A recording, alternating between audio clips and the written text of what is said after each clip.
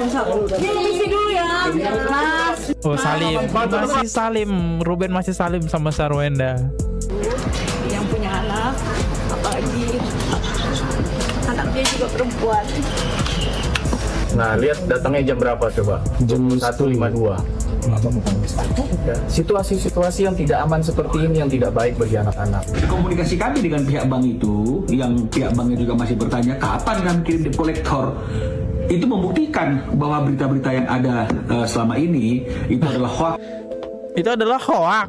Itu kuasa hukumnya Sarwenda loh. Sarwenda hadirin sidang mediasi hak asuh anak. Ini baru awal nih masuk gerbang kan. Disorot wartawan nih Sarwenda. Kita dengerin statementnya apa nih sama Sarwenda. Ya, berharap yang terbaik semuanya buat anak-anak. Ci, kalau nanti akan bertemu di mediasi, mungkin ada yang mau disampaikan untuk ayahnya anak-anak, Ci? Assalamualaikum warahmatullahi wabarakatuh. Halo, teman-teman semua. Selamat datang kembali di Hanel Surapentol, Hanel yang selalu membahas dan mereaksi berita-berita viral, gosip selebriti, serta berbagai konten reaksi yang sedang ramai diperbincangkan di media sosial. Di video kali ini kita akan membahas pertemuan yang akhirnya terjadi antara Ruben Onsu dan Sarwenda dalam sidang mediasi hak asuh anak. Pertemuan ini memunculkan banyak momen yang menjadi sorotan, mulai dari tangisan Sarwenda, sikap Ruben saat menghadapi wartawan, hingga munculnya perdebatan soal dugaan debt collector yang kemudian dibantah oleh pihak kuasa hukum Ruben. Yang lebih menarik lagi, mediasi kali ini ternyata belum menghasilkan keputusan akhir. Bahkan masih akan ada proses lanjutan yang membuat publik semakin penasaran dengan arah penyelesaian konflik mereka. Kira-kira bagaimana suasana pertemuan keduanya? Apakah mulai ada titik temu atau justru muncul persoalan baru? Tonton videonya hingga usai, karena saya akan memberikan komentar cukup panjang di bagian akhir video. Yuk kita tonton videonya. Kami rasa kita tunggu saja nanti hasil mediasinya. Kita tidak mau terlalu prematur mendahului apa yang kita mau sampaikan di dalam mediasi nanti ya. Itu aja, mohon doanya teman-teman semua. Dan Siapa kabar, Ci? tapi sekali lagi ini semua kita lakukan untuk kepentingan anak ya. Nggak ada kepentingan lain kami, nggak ada kepentingan lain kuasa hukumnya Bang Minola. Ci, Ya. saya ketemu ayah dan anak-anak, Ci, hari ini. Oke. Dioper lagi terus. Sebenarnya kan saya sudah sampaikan tidak ada masalah kok. Ini hanya masalah komunikasi aja. Jadi pada dasarnya nggak ada dendam pribadi, nggak ada. Saya rasa klien saya nggak ada kok. Ya, mohon doanya dulu aja. Sebelum mediasi apa yang mau disampaikan, Ci? Oh, sakit gigi, Ci. Sudah ya, cukup ya nanti ya. Sakit Lanjut lagi ya. Cimina menempati rumah baru nih seperti apa nih? Iya, alasan aduh. Awas. Siap. Lama-lama nggak bahagia, Ci. Atau gimana, Ci? Dan kan di mediasi ini kan juga ada solusinya ya. Insyaallah. Udah siap belum kau bertemu kok sama ibu dari anak-anak kok? Udah. Insyaallah. Mudah-mudahan. Doakan ya. Ya sorry jalan ya. Ini mah gue jalan ngikutin kaki lo aja ini. Ngobrol dong. Ya kan ngikutin dari ruang sidang. Nanti kan ada mediasi ya. Ngikutin dari arah pengadilan. Ya dong aja. Wih, baik banget, jujur. Kan mediasi itu kan pengennya yang terbaik ya. Oke, geser Pak. Minta jalan ini. Iya. Permisi, mohon maaf, permisi. Misi ya. Isi dulu ya, Mas. Oh, Salim. Masih Salim. Ruben masih Salim sama Sarwenda. Bentar ya. Bentar ya. Dulu. Tutup dulu.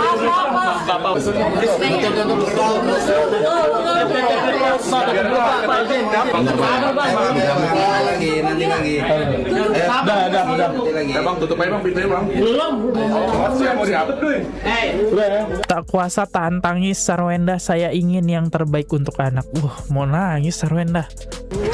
Yang punya anak, apalagi anaknya juga perempuan. Nangis dia. Saya pastinya maunya yang terbaik buat anak-anak saya. Jadi saya nggak mau nanti ketika mereka besar, mereka melihat seperti ini. Saya nggak mau itu. Jadi saya juga akan berusaha. Ya selama ini juga saya berusaha untuk menafkahi mandiri jadi rumah juga semuanya. Jadi ya lebih baik doakan saya sehat supaya saya bisa menjaga anak-anak saya. Tadi ketika Yakin bisa menjaga anak-anak. mungkin ada Yeye jadi terungkit-ungkit ya Bun, belum lama juga Yeye kan baru setahun ya, mungkin itu jadi tadi bikin Bunda akhirnya nggak bisa nahan air mata nih Bun. Gimana Bun? Nah itu yang saya mau tanggapi ya dengan sangat tegas ya.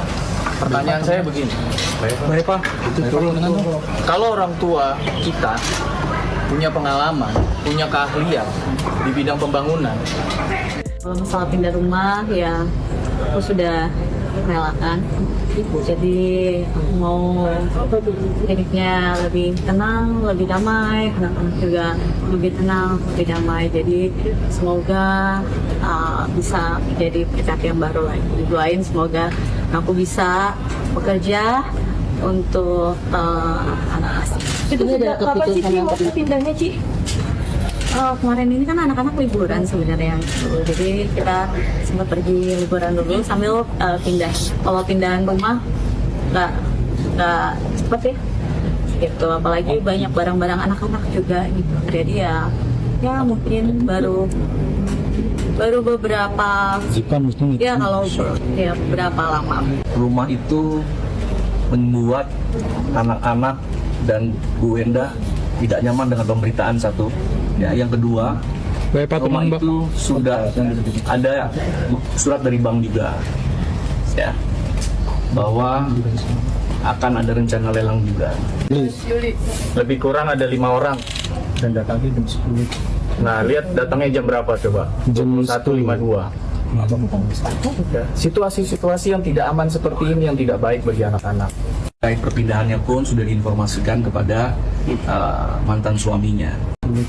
Nah lihat datangnya jam berapa coba? Jam 1.52. Ya, situasi-situasi yang tidak aman seperti ini yang tidak baik bagi anak-anak. Terkait perpindahannya pun sudah diinformasikan kepada mantan suaminya.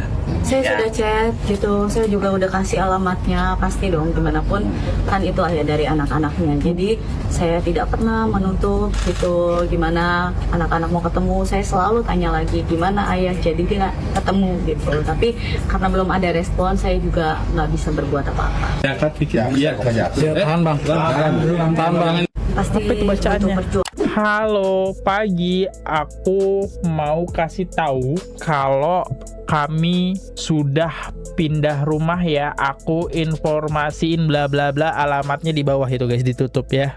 Oke. Jadi di sini bukti Sarwenda itu ngechat Ruben Onsu kalau dia sedang pindah rumah. Pasti butuh perjuangan saya ya untuk menjelaskan kenapa harus pindah gitu. Saya menjelaskan seminim mungkin gitu, sebaik mungkin tanpa menyinggung satu sama lain gitu. Dan akhirnya kita sudah pindah. Klien kami dengan itikat baik ya, saya menghubungi Bang Minola untuk oke deh, dari hutang yang sudah ada kita bagi 2. Awalnya mau, tapi ternyata belakangan tidak mau, minta klien saya yang bayar semuanya. Begitu klien saya membayar semuanya, menyanggupi membayar semuanya, tahu-taunya mereka bilang ya sudah bayar semuanya plus uang yang dulu pernah dibayarkan juga dikembalikan ke pihak klien Bang Minola. Saya pikir hal-hal itu kan nggak pantas lah gitu, mengelak lagi, mengeles lagi. Jadi kami berpikir maunya sebenarnya apa gitu. Tidak dipelintir lagi bahwa klien kami ini masih mengejar-ngejar soal nafkah untuk kepentingan klien kami. Tidak, nanti akan silakan, kami akan coba berkomunikasi, silakan aja langsung dengan anak saja supaya tidak dipelintir lagi. Karena apa?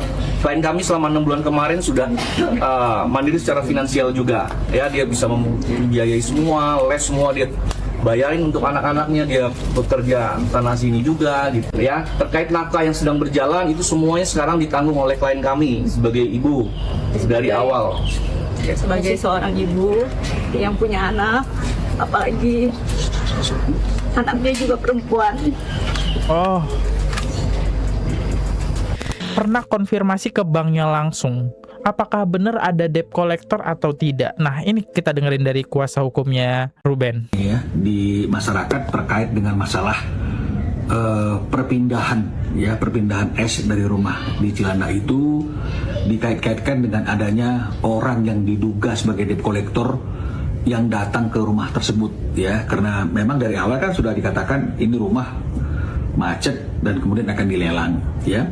Jadi berdasarkan informasi yang berkembang itu, kami sebagai kuasa hukum Ruben ingin mencoba mengklarifikasi kepada pihak bank ya, jadi tidak mau termakan informasi di area publik, tapi ingin langsung berkomunikasi dengan pihak banknya yang selama ini kami juga berhubungan, pihak collection ya, kredit di kantor pusatnya BCA ya.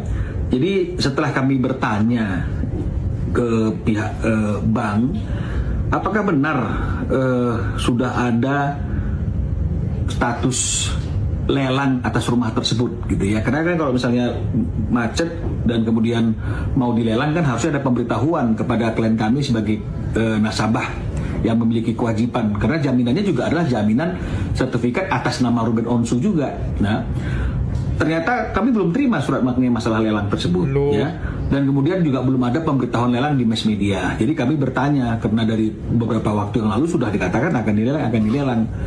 Jadi ketika kami bertanya, ya ini bukti ya, kita bertanya, jawaban kami bertanya seperti ini ya, dari pihak bank sudah ada tindakan apa belum? Nah, jawabannya adalah ini ya teman-teman, ini ya, ini jawabannya dari pihak bank. Ini dia di atas tuh ada BCA-nya ya, di Mas BCA. Jawabannya adalah saat ini masih prosedur penyelesaian aja bang.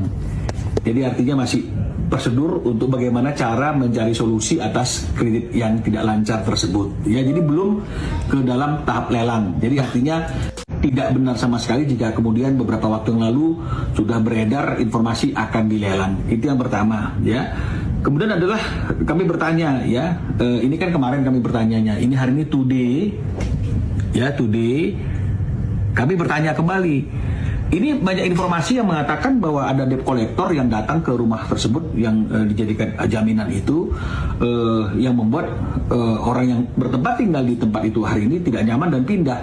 Apakah benar ada dikirim debt collector? Meskipun kami yakin secara hukum ketika ada kredit macet yang jaminannya adalah rumah, itu tidak akan pernah dikirim debt collector ya. Tapi karena beritanya seperti itu, kami mau konfirmasi. Nah, kami bertanya nih ya, siang bang ya, kata pihak mantan klien ada debt collector nih, ada debt collector. Pihak banknya malah bertanya kapan bang. Nah, jadi dari komunikasi kami dengan pihak bank itu, yang pihak banknya juga masih bertanya kapan kami kirim debt collector, itu membuktikan bahwa berita-berita yang ada selama ini itu adalah hoax. Berarti bohong dari pihak Sarwenda. Wow, segitunya mereka jahatnya terhadap Ruben Onsu. Next, berarti S bohong dong, bilang didatengin dan ditagih debt collector. Gua bingung asli guys. Nih chat di bagian bawah nih, kalian bisa lihat di sini nih ya. Tadi pertemuannya seperti apa sih ya? Akhirnya kan ada obrolan lagi Bun, setelah lama nggak ngobrol gitu soal anak, akhirnya tadi bertemu dan ngobrol. Sedikit aja Bun, sedikit Bun. Sedikit bun, tadi bun. Dari pagi nih Bun. Dari pagi nih. Kita mohon waktu karena memang ini masih proses mediasi. Tadi juga kami sudah sepakat bahwa kami tidak akan lagi memberitahukan apa yang terjadi di dalam, karena memang itu ada hakim mediator juga ya. Kita harus saling menjaga, tidak mau mendahului, tidak mau akhirnya proses mediasi ini menjadi akhirnya jauh dari kata sepakat. Dan dalam mediasi tadi kami semua tim pengacara ya tidak ikut di dalam mediasi, tetapi hakim mediator memanggil hanya prinsipal saja. Artinya agar pembicaraan yang ada lebih berkualitas ya, tidak lagi didampingi pengacara, karena memang yang menjalani kehidupan, yang menjalani masalah adalah prinsipal. Kami juga tidak bisa memberitahukan apa mediasinya, seperti apa mediasinya. Nanti mungkin akan ada mediasi selanjutnya setelah hari ini ya. Komunikasinya baik ya di dalam ya, antara hakim mediator dan para prinsipal ya, baik penggugat maupun klien kami. Ketemu dengan ibunya anak-anak kan setelah 6 bulan tidak ngobrol juga soal anak. Kemarin baru ketemu. Nggak nyimak nih. Kan nggak ngobrol, tapi kan nggak ngobrol. tadi kan secara personal gimana? Bukan ngobrol berdua, tapi tadi memang obrolan yang ditengahkan oleh hakim. Jadi nggak langsung kita berdua. Jadi obrolan ditengahkan dari saya disampaikan, ya dari pihak Sarwenda juga menyampaikan. Jadi dari pihak pengadilan pakai perantara. Tidak secara langsung. Ya. Titik tengahnya adalah pokoknya gitu. Kan mediasi itu nggak semuanya kita mesti terus. Ada titik temu mungkin kok. Ya insya Allah semuanya kan kita kepengen yang terbaik ya. Gitu, nggak ada yang ingin semuanya dengan tidak baik. Kita pengen yang terbaik. Apapun yang terbaik ya mudah-mudahan Allah mudahkan. Sementara ini terbaik itu Belum kan masih ada lagi yang berikutnya ya. Masih ada lagi mediasi. Tapi ada rencana ketemu di luar nggak sih kok? Apa? Mediasi Di luar dari pengadilan gitu. Oh iyalah, iya pasti ada. Mudah-mudahan. Pokoknya mudah-mudahan gini. Semuanya itu kami jalani ya dengan baik sesuai dengan arahan. Terus juga kami bisa semuanya berproses.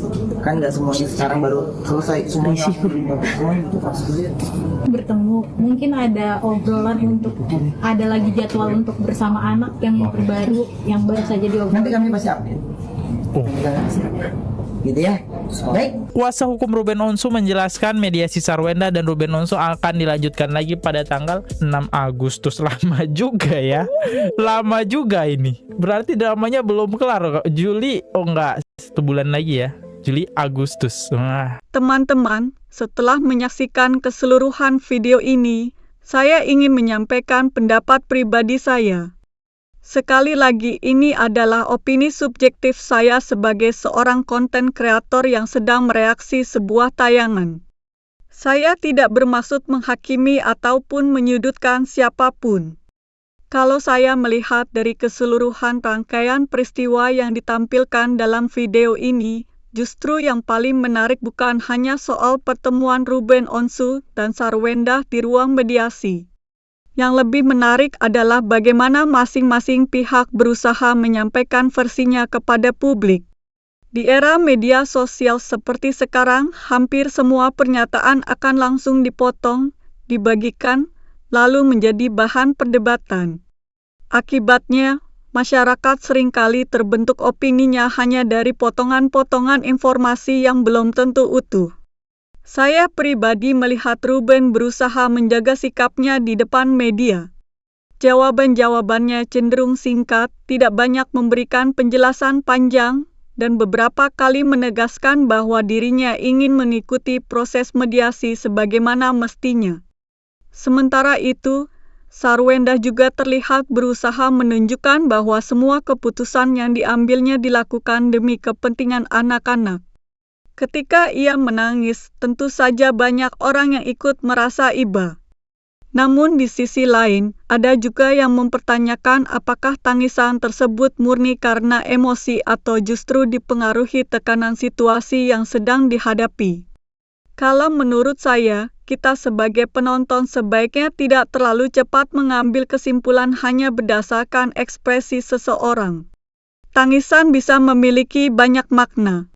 Bisa jadi memang benar-benar berasal dari kesedihan yang mendalam, bisa juga muncul karena tekanan yang luar biasa. Hanya orang yang mengalaminya sendiri yang benar-benar mengetahui apa yang sedang dirasakan. Hal lain yang menurut saya cukup menarik adalah munculnya polemik mengenai dugaan debt collector.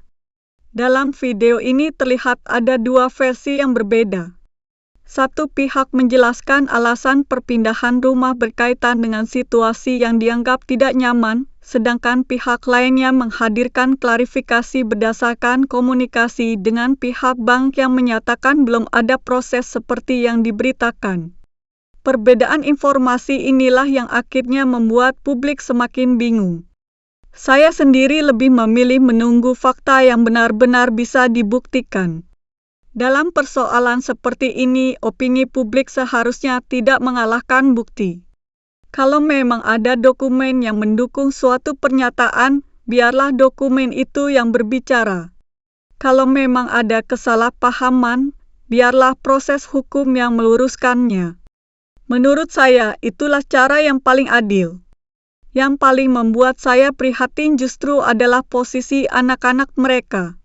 Apapun konflik yang sedang terjadi, anak-anak tidak pernah memilih berada dalam situasi seperti ini. Mereka hanya membutuhkan kasih sayang dari kedua orang tuanya. Karena itu saya berharap siapapun nanti yang mendapatkan hak asuh, hubungan antara anak dengan ayah maupun ibunya tetap bisa berjalan dengan baik. Saya juga cukup mengapresiasi keputusan hakim mediator yang meminta kedua belah pihak berbicara secara langsung tanpa didampingi pengacara pada sesi tertentu. Menurut saya, komunikasi dari hati ke hati terkadang jauh lebih efektif dibandingkan komunikasi melalui banyak perantara. Mudah-mudahan langkah seperti ini bisa membuka jalan menuju penyelesaian yang lebih baik. Kalau saya boleh jujur, saya justru senang mendengar bahwa hasil mediasi belum langsung diumumkan ke publik secara detail. Artinya, kedua belah pihak masih berusaha menjaga proses hukum agar berjalan sebagaimana mestinya. Tidak semua persoalan keluarga harus dikonsumsi publik secara berlebihan. Ada bagian-bagian yang memang lebih baik diselesaikan secara tertutup demi menjaga kenyamanan semua pihak, terutama anak-anak.